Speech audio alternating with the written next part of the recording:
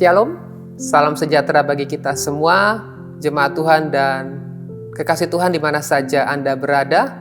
Tema firman Tuhan pada hari ini dalam Bina Iman saya berikan judul Berkat Tuhan dan Nama Baru bagi Orang Percaya. Tertulis di dalam Wahyu pasal 2 ayat 16 dan 17. Demikian firman Tuhan. Sebab itu bertobatlah, jika tidak demikian aku akan segera datang kepadamu dan aku akan memerangi mereka dengan pedang yang di mulutku ini. Siapa bertelinga, hendaklah ia mendengarkan apa yang dikatakan Roh kepada jemaat-jemaat. Barang siapa menang, kepadanya akan kuberikan dari mana yang tersembunyi, dan aku akan mengaruniakan kepadanya batu putih yang di atasnya tertulis nama baru, yang tidak diketahui oleh siapapun selain oleh yang menerimanya. Bapak Ibu Saudara kekasih Tuhan, ini adalah pesan kepada ketujuh jemaat. Salah satunya adalah jemaat Pergamus. Pergamus adalah sebuah kota yang didirikan pada tahun 29 sebelum Masehi. Kota ini adalah tepatnya di Asia Timur, di Turki yang sekarang. Itu adalah tempat bagaimana iblis bertahta, di mana Tuhan sedang berbicara secara serius kepada umat Tuhan. Dikatakan ada kata bertobatlah. Artinya bahwa sebelum kita masuk untuk mendapatkan mana dari surga dan nama baru, kita perlu bertobat.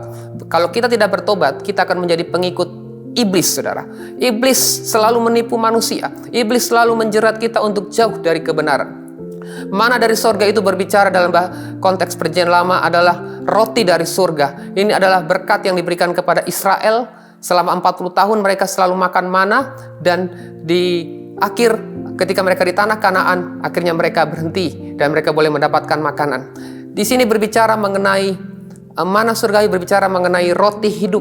Artinya Kristus adalah roti hidup sendiri.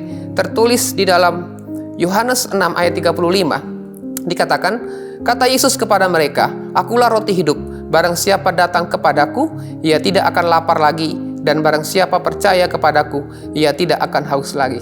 Ketika kita ada dalam kebenaran, kita menikmati akan berkat dari Tuhan, yaitu roti hidup. Kita tidak akan haus lagi. Kita akan memperoleh hidup yang kekal, mengalami kemenangan bersama dengan Tuhan. Lalu di situ ada lagi kata batu putih. Batu putih itu merujuk kepada batu penjuru. Putih berbicara mengenai kemurnian.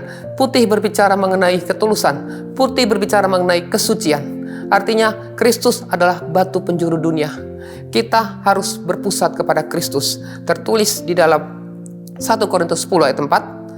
Dan mereka semua minum minuman rohani yang sama, sebab mereka minum dari batu karang rohani yang mengikuti mereka. Dan batu karang itu ialah Kristus.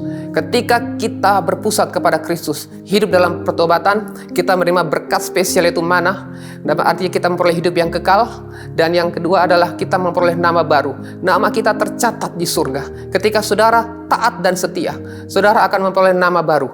Istilah mendengar, tadi dikatakan ada kata mendengar. Ini berbicara mengenai ketaatan sepenuh. Ketika kita mendengar seseorang berbicara, kita sedang mematuhi apa yang dia pesankan. Ketika kita mendengar perintah Tuhan, kita sedang hamartia. Artinya kita mendengar, patuh, taat, dan kita hidup sesuai dengan firman Tuhan. Tetaplah setia, tetaplah taat untuk memegang firman Tuhan, supaya saudara dan saya, kita memperoleh mana dari surga, roti hidup yang tidak pernah binasa. Kita memperoleh roti hidup, yaitu firman yang akan memuaskan hidup kita. Dan yang kedua adalah nama baru. Nama kita tercatat dalam hidup yang kekal. Nama kita tercatat di dalam buku kehidupan.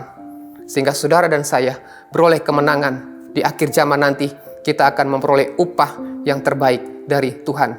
Sekian firman Tuhan. Tuhan Yesus memberkati kita semua.